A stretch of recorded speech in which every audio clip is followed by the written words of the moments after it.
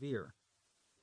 Kiev's average temperature in January is only 21 degrees Fahrenheit, -6 degrees Celsius, although the typical reading in July is at 66 degrees Fahrenheit, 19 degrees Celsius, the same as in Germany or Great Britain. Yet, a tourist can always escape southward to the Crimea, where the gentle Mediterranean climate, warm sea, and picturesque mountains provide an ideal vacation destination. Ukraine is Europe's second largest country after Russia, with an area of 233,100 square miles, or 603,700 square kilometers. Compared with other European countries, Ukraine is a bit larger than France and approximately the size of Germany and Great Britain combined. Yet each of these three Western European countries has a larger population than Ukraine's 46.8 million people, a 2006 estimate.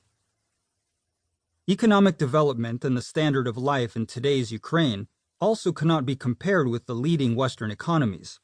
Although in the late 19th and early 20th centuries, the Ukrainian lands, rich in iron ore and coal deposits, showed considerable promise as one of the world's fastest-growing industrial regions. The name Ukraine comes from the word borderland, and indeed, for much of its long history, this land has been a frontier. For thousands of years, it was a border between the open plain and the protective forest.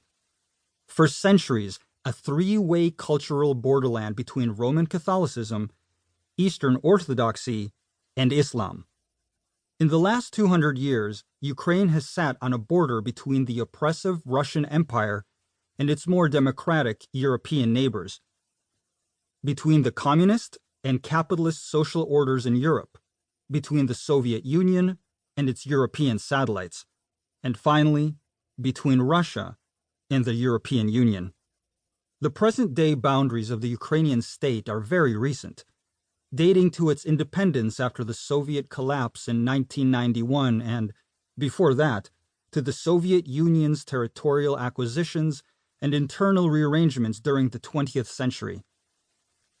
Yet Ukraine's borders correspond very closely to the boundaries of Ukrainian ethnic settlement in Europe, in part because Stalin had taken upon himself the role of the gatherer of Ukrainian lands into a Ukrainian Soviet Socialist Republic, a constituent part of the Soviet Union.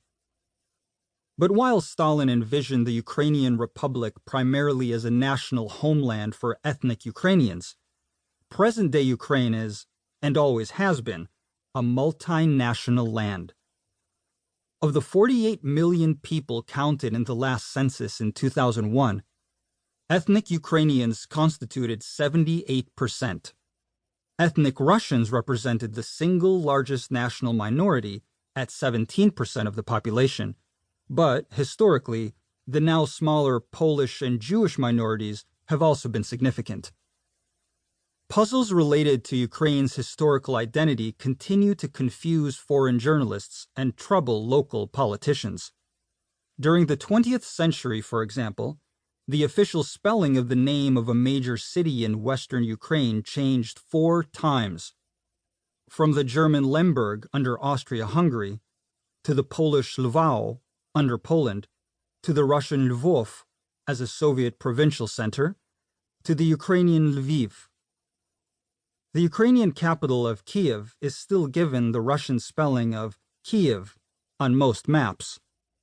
Modern Ukrainian literature includes a number of great works, but the general reader will be more familiar with writers belonging to Ukraine only by birth, such as the Pole Joseph Conrad, the Jew Sholem Aleichem, or the Russian Mikhail Bulgakov. Even the literary giant Nikolai Gogol, who used his Ukrainian homeland as a setting for many of his works, wrote in Russian and is considered a Russian writer. Many historical events that took place in what is now Ukraine, the adoption of Christianity by Kievan princes, the Cossack Wars with Poland, the birth of Jewish Hasidism, the Crimean War, and the Chernobyl disaster, to name a few,